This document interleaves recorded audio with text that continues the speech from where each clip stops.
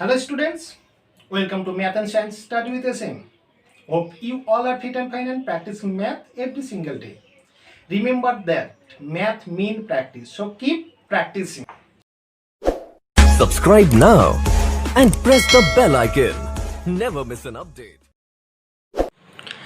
Hello students, আমরা শুরু করতে চলেছি অষ্টম শ্রেণীর ধারাবাহিক ক্লাসের মাধ্যমে যে আমাদের West Bengal board of secondary education রয়েছে তার সিলেবাস অনুযায়ী যে বই তার ধারাবাহিক ক্লাস। তো আজকের ক্লাসে আমরা শুরু করব পূর্ব পাঠের পুনরালোচনা থেকে। পুনরালোচনা অর্থাৎ অলরেডি আমরা আগের ক্লাসে যেগুলো করেছি তার একটু জাস্ট টাচ যে আমরা কতটা মনে রাখতে পেরেছি এবং তার রিলেটেড যেহেতু পরবর্তী ক্লাস শুরু হবে, তাহলে আজকে আমাদের প্রথম পূর্ব পাঠের পুনরালোচনা। তো শুরু করা যাক। প্রথম যেটা চ্যাপ্টার রয়েছে কোষে দেখি 1.1 পূর্ব পাঠের পুনরালোচনা থেকে, সেখানে রয়েছে আয়তক্ষেত্র এবং বর্গক্ষেত্রের ক্ষেত্রফল এবং পরিসীমা রিলেটেড যেসব প্রবলেমগুলো রয়েছে সেগুলো। ওকে, তো আয়তক্ষেত্রের ক্ষেত্রফল ও পরিসীমা রিলেটেড প্রবলেম সলভ করার জন্য আমাদের কতগুলো ফর্মুলা, যেগুলো অলরেডি আগের ক্লাসে, কারণ এখানে বলে দিলাম পূর্ব পাঠের পুনরালোচনা অর্থাৎ ঠিক আগের ক্লাসে আমরা যেগুলো করেছি তারই রিলেটেড কিছু প্রবলেম। তো এখানে আয়তক্ষেত্র বর্গক্ষেত্রের ক্ষেত্রফল এবং পরিসীমা রিলেটেড কিছু প্রবলেম রয়েছে, সেগুলো আমাদের সলভ করতে হবে। আর ওগুলো সলভ করার জন্য আমাদের যে আগের ফর্মুলাগুলো সেগুলো দরকার। আশা করি মুখস্থ রয়েছে, তোমাদের মনে রয়েছে, তবু আমি একবার জাস্ট ঝালিয়ে নেওয়ার জন্য একবার জাস্ট বলে দিচ্ছি। ওকে, যে ফর্মুলাগুলো আমাদের কাজে লাগবে, যেমন আয়তক্ষেত্র বা আয়তকার চিত্র। আয়তকার চিত্রের ক্ষেত্রফলের ফর্মুলা হচ্ছে দৈর্ঘ্য ইন্টু প্রস্থ।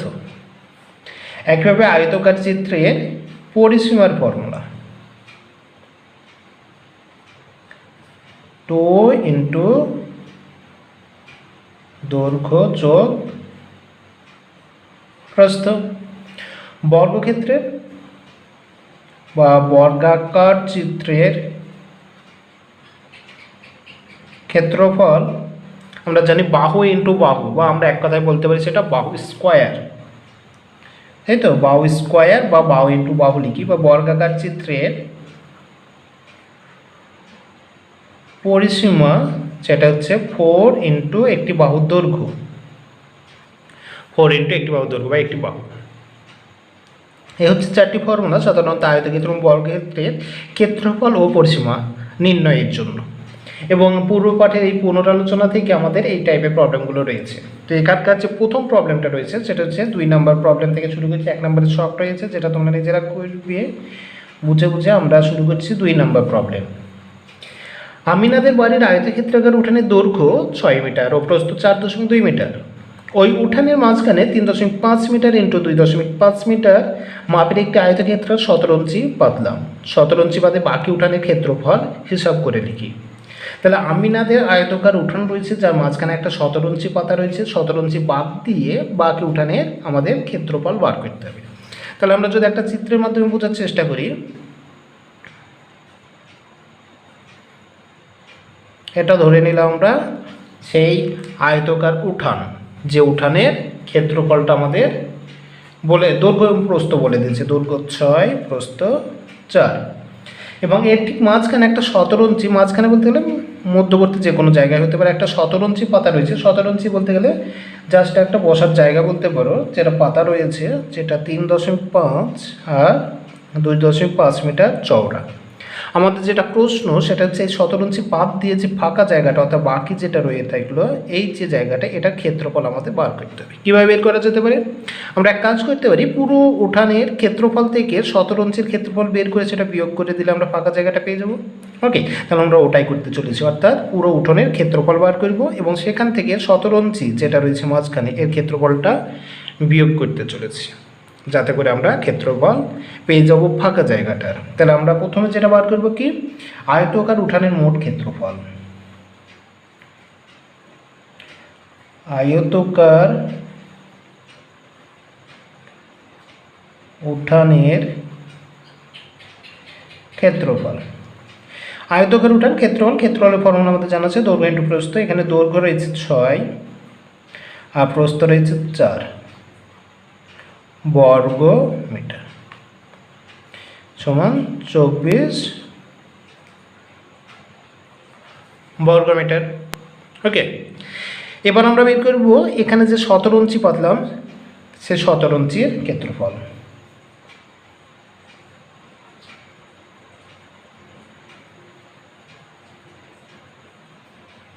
সতেরো ইঞ্চির ক্ষেত্রফল, 17 ইঞ্চি যেটা আয়তকার, 3.5 গুণিত 2.5 বর্গ মিটার। ওকে, গুণ করো, 5 5 25, 3 5 15 10 25, আর হাতে 2 7 7 থেকে 2 3 2 6 7 8 8.75 বর্গ মিটার। এটা হয়ে গেল 17 ইঞ্চি। তাহলে পুরো উঠোনের ক্ষেত্রফল আমরা পেলাম 24, আর মাঝখানে যেটা রয়েছে 17 ইঞ্চি তার ক্ষেত্রফল আমরা পেয়ে গেলাম 4 লিখেছি পুরোটা। সরি, একটু ভুল রয়েছে, 4 নয়, এটা 4.2 ছিল,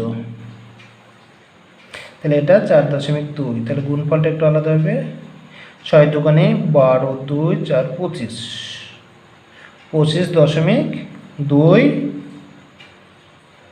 বর্গ মিটার। ওকে, প্রস্থ ছিল 4.2, তাহলে এটা ব্যাকে 4.2 25.2 বর্গ মিটার। আর এখানে আমাদের দাঁড়ালো 8.75 বর্গ মিটার 17 ইঞ্চির ক্ষেত্রফল। তাহলে এবার আমাদের যেটা ফাঁকা জায়গাটা রইল সেটা আমরা বললাম কি টোটালটা থেকে 17 ইঞ্চি। অতএব 17 ইঞ্চি বাদে বাকি উঠানের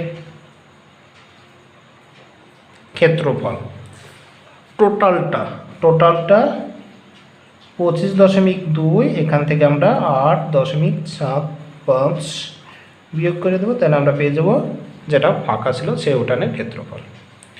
ওকে, 5 0 5, তাহলে 5 তাহলে 1 8 8 আছে কয়টা 12 4, তাহলে 1 9 9 আছে কয়টা 15 6 15 হাতের 1 16। ওকে, তাহলে 16.45 বর্গ মিটার। এই হচ্ছে আমাদের 2 নম্বর প্রবলেম, যেটা আমাদের বের করতে হলো 17 ইঞ্চি বাদ দিয়ে বাকি যে উঠানটা অর্থাৎ যে ফাঁকা জায়গাটা তার ক্ষেত্রফল 16.45 বর্গ মিটার। ওকে, এবার চলে যাব আমরা প্রবলেম নম্বর 3। তো next problem number 3। Ajanta housing কমপ্লেক্সের বর্গাক্ষেত্রাকার পার্কের বাইরের চারিদিকে 3 মিটার চওড়া একটি রাস্তা আছে। রাস্তা সমেত পার্কের পরিসীমা 4.84 মিটার হলে রাস্তাটির ক্ষেত্রফল হিসাব করে নিই। ওকে, তাহলে অজন্তা হাউজিং কমপ্লেক্সের বর্গাকার একটা পার্ক রয়েছে, যে পার্কের বাইরের চারিদিকে 3 মিটার চওড়া রাস্তা সমেত পার্কের পরিসীমা বলে দেওয়া রয়েছে 484 মিটার। আমাদের রাস্তাটার ক্ষেত্রফল বার করতে হবে। ওকে, তাহলে আমরা যদি একটা চিত্র আঁকাই, একটা বর্গাকার পার্ক, যে পার্কের বাইরের চারিদিকে রাস্তা রয়েছে 3 মিটার চওড়া। ওকে, এই হচ্ছে রাস্তা যেটা 3 মিটার চওড়া। আমাদের আরও বলা রয়েছে কি রাস্তা সমেত পার্কের পরিসীমা, অর্থাৎ বাইরের দিক দিয়ে যদি আমরা মোট সীমানাটা যোগ করি তার বাইরের পরিসীমাটা আমাদের বলে দেওয়া রয়েছে কত 484 মিটার। আমাদের এই রাস্তাটার ক্ষেত্রফল বার করতে হবে। এই ক্ষেত্রে ঠিক আগের প্রবলেমটার মতন আমরা করতে পারি, পুরোটার ক্ষেত্রফল বার করে ভিতরে যে অংশটা রয়েছে এটা বিয়োগ করে দিলে আমরা রাস্তার ক্ষেত্রফল পেতে পারি। তাহলে পুরোটার ক্ষেত্রফল বার করতে হবে, আর পুরোটার ক্ষেত্রফল পেতে গেলে কী করতে হবে, বর্গক্ষেত্র যেহেতু আমাদের একটা বাহুর দৈর্ঘ্য দরকার, যার জন্য আমাদের পরিসীমা দেওয়া রয়েছে, আমাদের সেটা সাহায্য নিতে হবে। তো আমাদের প্রবলেম নাম্বার 3, আমাদের রাস্তা সহ পার্কের পরিসীমা দেওয়া রয়েছে। রাস্তা সহ পার্কের পরিসীমা 484 মিটার, 484 মিটার। রাস্তা সহ মানে একেবারে ধার থেকে একেবারে ধার পর্যন্ত পুরোটা দৈর্ঘ্য সরি, এই ধার থেকে এই ধার পর্যন্ত বাইরের দিক দিয়ে পরিসীমা 484 মিটার। তাহলে যদি তাই হয় তাহলে বাইরের দিক পর্যন্ত এক একটা ধারের দৈর্ঘ্য কত হবে? অতএব রাস্তা সহ পার্কের ধারের দৈর্ঘ্য লিখতে পারি বা বাহুর দৈর্ঘ্য ইত্যাদি, ধারের দৈর্ঘ্য হবে 4/4 মিটার। চারিদিককার 484, শুধু এক সাইডে দৈর্ঘ্য হবে 4 দিয়ে ভাগ, বা বলতে পারো পরিসীমা মানে 4 × বাহু, সুতরাং একটা বাহুর দৈর্ঘ্য হবে পরিসীমাকে 4 দিয়ে ভাগ, 121 মিটার। ওকে, তাহলে রাস্তা বাদে পার্কের দৈর্ঘ্য, রাস্তা বাদে পার্কের দৈর্ঘ্য বা পার্কের ধারের দৈর্ঘ্য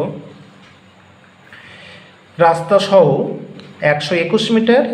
আর দেখো এখানে 3 বাদ যাচ্ছে আর এই সাইডে 3, মানে 3 করে দুই দিকে বাদ চলে গেল, তাহলে হয়ে গেল 121 মাইনাস 3 দুনে 6 মিটার, দ্যাট ইজ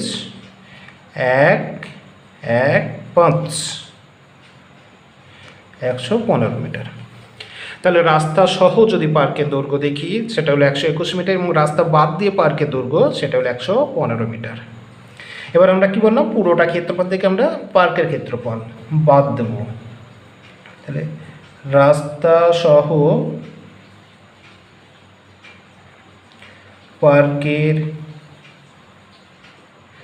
ক্ষেত্রফল, রাস্তা সহ পার্কের ক্ষেত্রফল বাহু স্কোয়ার, বাহু দৈর্ঘ্য রাস্তা সহ 121, সুতরাং 121 স্কোয়ার বর্গমিটার, আর রাস্তা বাদে পার্কের ক্ষেত্রফল, রাস্তা বাদে পার্কের দৈর্ঘ্য 115, সুতরাং 115 স্কোয়ার বর্গমিটার। ক্লিয়ার? এবার আমরা বের করবো কি, স্কোয়ারটা ভাঙলাম না, কারণ আমরা পরবর্তী সময় এটা ফর্মুলা সাহায্যে গুণটা করতে চলেছি। অতএব রাস্তার ক্ষেত্রফল, রাস্তা সহ থেকে ভিতরেরটা বাদ দেবো, অতএব রাস্তার ক্ষেত্রফল সমান 121 স্কোয়ার মাইনাস 115 তার স্কোয়ার বর্গ মিটার। এবার আমরা ফর্মুলা অনুযায়ী একটু ভাঙার চেষ্টা করি। স্কোয়ার মাইনাস বি স্কোয়ার আমরা জানি 1/2 ইন্টু এ মাইনাস বি। ওকে, তো এটা যোগ করলে কত হচ্ছে, 5 × 1 = 6, 2 × 1 = 3, আর 1 × 1 = 2, আর এটা বিয়োগ করলে হচ্ছে 6 হচ্ছে। তাহলে 236 × 6, 6 × 6 = 36, 318 × 21, 6 × 2 = 12, হাতে 2 14 বর্গমিটার। অর্থাৎ যে রাস্তা চারিদিক দিয়ে 3 মিটার চওড়া, সেই রাস্তাটার ক্ষেত্রফল হয়ে গেল 1416 বর্গমিটার। ওকে, 1416 বর্গমিটার। এ হলো problem number 3। Next problem number 4।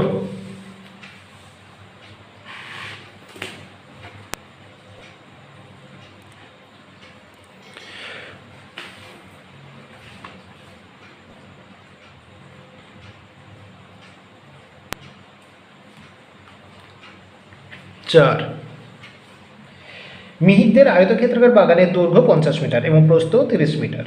ওই বাগানে মাঝ বরাবর দৈর্ঘ্যের সমান্তরাল 4 মিটার চওড়া একটি রাস্তা বাগানটিকে দুটি সমান ক্ষেত্রফল বিশিষ্ট আয়তক্ষেত্রাকার খণ্ডে ভাগ করেছে। রাস্তাটির ক্ষেত্রফল নিচে এঁকে হিসাব করি। এই হচ্ছে প্রথম পার্ট, এবং এর সঙ্গে দুটো পার্ট রয়েছে।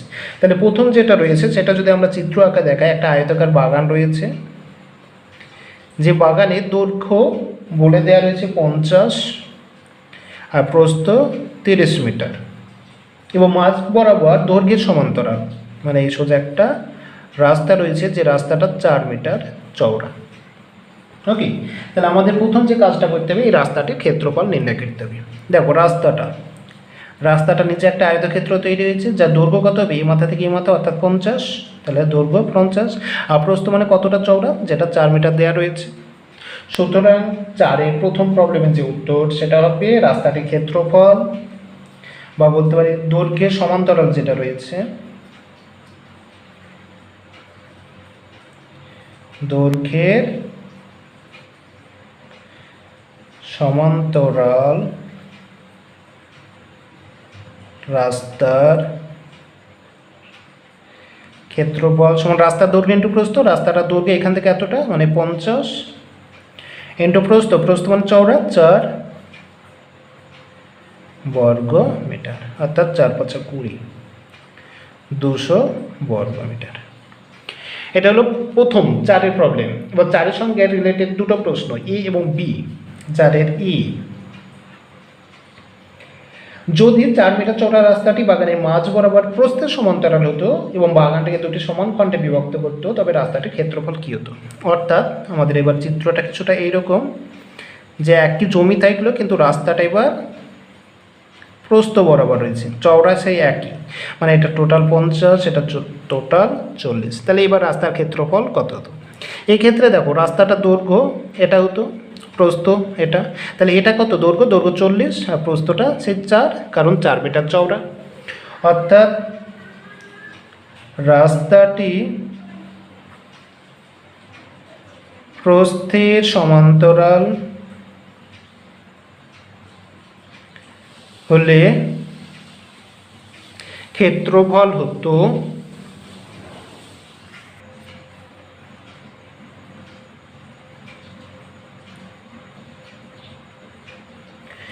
দৈর্ঘ্য প্রস্থের সমান্তরাল, তাহলে প্রস্থ এক্ষেত্রে 40 × 4,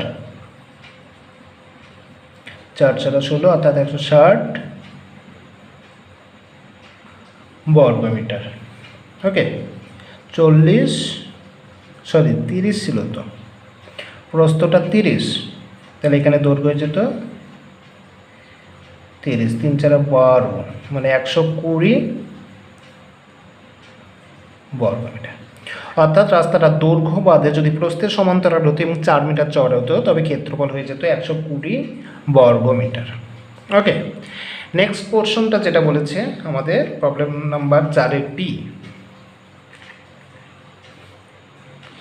যেখানে রাস্তাটা বলেছে রাস্তাটা যদি দৈর্ঘ্য ও প্রস্থের সমান্তরাল দুই দিকে থাকতো, তবে ক্ষেত্রফল কতটা হতো? অর্থাৎ একই রাস্তাটা দৈর্ঘ্যের সমান্তরালে বলছে মেয়েদের বাগানের মাঝ বরাবর দৈর্ঘ্য প্রস্থের সমান্তরাল দুটি রাস্তা থাকতো এবং মেয়েদের বাগানটাকে যদি 4টি খণ্ডে ভাগ করতো, তখন রাস্তাটির ক্ষেত্রফল কি হতো? মানে ছবিটা ঠিক এরকম হতো, শুরু হয়ে গেল একটু, দৈর্ঘ্যর বরাবর একটা রাস্তা বা প্রস্থ বরাবর একটা রাস্তা, তাহলে সমান 4টি খণ্ডে বিভক্ত হতো। এই ক্ষেত্রে রাস্তার ক্ষেত্রফল কীরকম হতো? এক্ষেত্রে দেখো আমরা বলতে পারি যে এই রাস্তাটার ক্ষেত্রফল যা হতো এবং এই রাস্তার ক্ষেত্রফল যোগ করলে আমরা টোটাল রাস্তার ক্ষেত্রফল পেয়ে যেতে পারি, অবশ্যই সেটাই পাবো। কিন্তু এই রাস্তার ক্ষেত্রফল করার সময় পুরোটা একবার আমরা মেপে নিচ্ছি বা হিসাবের মধ্যে চলে আসে, কিন্তু এই বারবার যখন বলছি দেখ এইখানে মাঝখানে একটা অংশ যেটা 2 বার হিসাবে চলে আসছে, তাই না, যোগ করতে গেলে। তাহলে আমরা এক কাজ করবো, 2 বার যোগ করে দেবো ঠিকই, এই অংশটা একবার বাদ দিয়ে দেবো, তাহলে আমরা পেয়ে যাব মোট রাস্তাটির ক্ষেত্রফল। ওকে, তাহলে আমাদের দৈর্ঘ্য ও প্রস্থের সমান্তরাল রাস্তা দুটির মোট ক্ষেত্রফল সমান দৈর্ঘ্য বরাবর যে রাস্তাটা হয়েছিল তার ক্ষেত্রফল আমরা বের করেছিলাম 200, আর প্রস্থ বরাবর 120। এখান থেকে আমরা বাদ দেবো বললাম এই মাঝের অংশটা যেটা 4, অর্থাৎ একটা বর্গাকার অঞ্চল যেটা বাহু 4, সুতরাং 4² বর্গ মিটার। যোগ করলে পাচ্ছি 320 - 16, অর্থাৎ 304 বর্গ মিটার। ওকে, তাহলে রাস্তাটা দৈর্ঘ্য এবং প্রস্থের উভয় যদি সমান্তরাল হতো, তবে তার ক্ষেত্রফল হতো 304 বর্গ মিটার। এই হচ্ছে আমাদের প্রবলেম নাম্বার 4-4-এর বি। নেক্সট আমরা চলে যাচ্ছি প্রবলেম নাম্বার 5।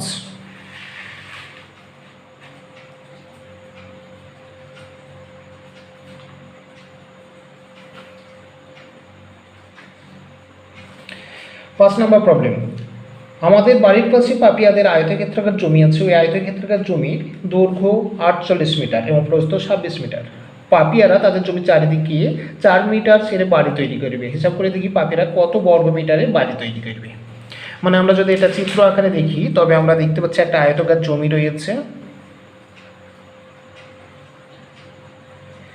যার দৈর্ঘ্য এবং প্রস্থ আমাদের বলে দেওয়া রয়েছে 48 মিটার এবং 26, 48, 26, এবং চারিদিকে 4 মিটার চওড়া রাস্তা ছেড়ে দিয়ে অর্থাৎ জায়গা ছেড়ে দিয়ে এরা বাড়ি তৈরি করবে। চারিদিকে জায়গা ছেড়ে দেবে এবং সেটা কতটা, 4 মিটার চওড়া,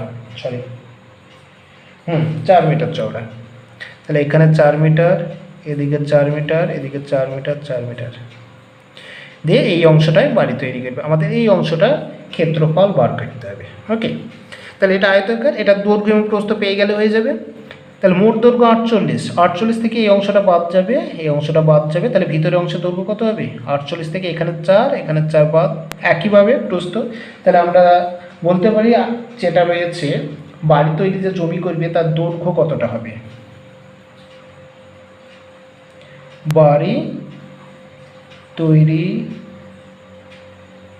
জমির দৈর্ঘ্য মোট 48, এখান থেকে এদিকে 4, এদিকে 4, দুই দিকে 4 করে বাদ যাবে, অর্থাৎ 4 গুণিত 2 মিটার, 48 মাইনাস 8, 40 মিটার। ওকে, একই রকমভাবে প্রস্থ কী হবে বাড়ি তৈরি, যেটা বাড়ি তৈরি জমির প্রস্থ টোটাল ছিল 26। এখান থেকে দেখো একই রকমভাবে যেহেতু 4 করে বাদ দিয়েছে দুই দিকে, সুতরাং উপরের 4 এবং নিচের 4 বাদ, অর্থাৎ 4 করে দুই দিকে বাদ। তাহলে 26 মাইনাস 4 দুখানে 8, মানে 18 মিটার। অর্থাৎ যে অংশটা বাড়ি তৈরি করবে তার দৈর্ঘ্য পেয়ে গেলাম 40 এবং প্রস্থ পেয়ে গেলাম 18 মিটার। তাহলে বাড়ি তৈরি জমির ক্ষেত্রফল কত হবে, অতএব বাড়ি তৈরি জমির ক্ষেত্রফল, দৈর্ঘ্য ইন্টু প্রস্থ, দৈর্ঘ্য আমরা পেলাম 40 আর প্রস্থ পেলাম 18 বর্গ মিটার। 4 8 32, 8 4 1 4 5 6, সরি 4 8 32, 3 4 1 4 5 6 7, 720 বর্গ মিটার। ওকে, যে জমিটাতে বাড়ি তৈরি করবে সেটা। তাহলে আমরা উত্তর লিখতে পারি পাপিয়ারা যে জমিতে বাড়ি তৈরি করবে সেই জমির ক্ষেত্রফল 720 বর্গ মিটার। এ হচ্ছে প্রবলেম নাম্বার 5। তাহলে আমরা পূর্বপাঠের পুনরালোচনা থেকে প্রথম যে কোষে থেকে 1.1 প্রবলেমগুলো সলভ করলাম, এবং এখানে যেগুলো মোস্ট ইম্পর্টেন্ট প্রবলেম অবশ্যই 2 3 4 5 সেইগুলো আমরা সলভ করে দিলাম। এরপরে রয়েছে 6 7 এবং 8 দাগের কিছু প্রবলেম। যদিও 6 দাগেরগুলো আমাদের কাগজ কেটে পরীক্ষা করে দেখতে বলছে, যেটা তোমরা একটু কাগজ কেটে ট্রাই করবে। বাকি এগুলো 7 আর 8 তোমরা নিজেরা সলভ করবে। ওকে, হোম টাস্ক হিসাবে দেখছে 7 আর 8। তাহলে প্রথমত আমরা অষ্টম ক্লাসে প্রথম ক্লাস পূর্বপাঠের পুনরালোচনা থেকে শুরু করলাম। এর পরের ক্লাসে আমরা বাকি যে প্রবলেমগুলো ধারাবাহিকভাবে সলভ করব। তাহলে আজকে ক্লাস এই পর্যন্ত। Thank you.